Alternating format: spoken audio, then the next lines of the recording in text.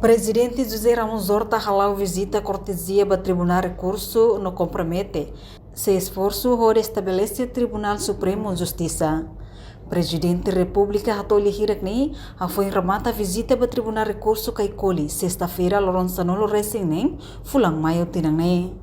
Hanesam Presidente da República nia ia vontade político o esforço para instalação Tribunal Supremo Justiça e Timor-Leste.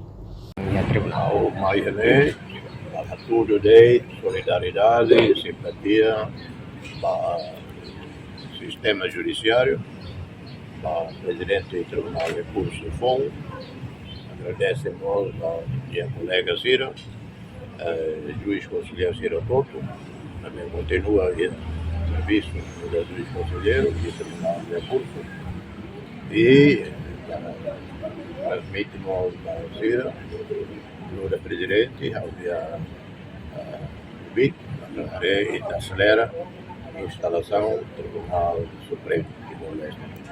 Portanto, o Presidente da República vai atender ao dia vontade política, tudo vai hoje, instalação. Mas nesse livro de calendário vida na vez é aprovado esse participante do Parlamento, se reúne o Conselho Superior da Magistratura, o Conselho o juiz do Tribunal de Recurso, algo participativo em que ator importante é o todo o dia, o Tribunal Supremo não é mais fácil, também teria o McLaughlin, o AU, e a Paulo tem algo diretor 100%. La velha é teste. La velha demora 23 anos e aí tem a Constituição.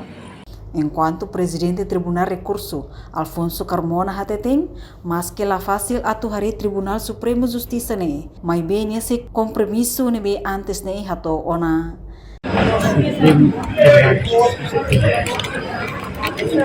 Namanya diskurs itu dia presidente Unimani diskurs atau saya beda. Tahun ini baoi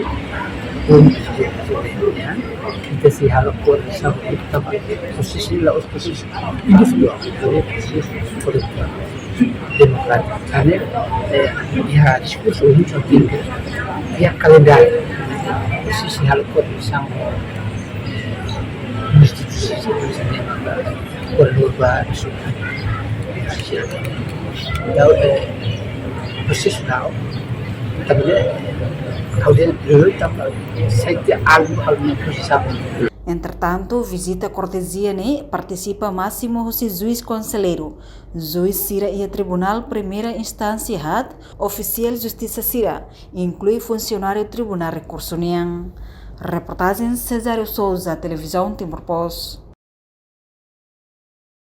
Janela Informação ba Emohoto. Atua tem informação atual dia Clio. Kita haluha. Haneham botão subscribe, like. Halo comentário no Fahe Tutang ba media sosial Hoto.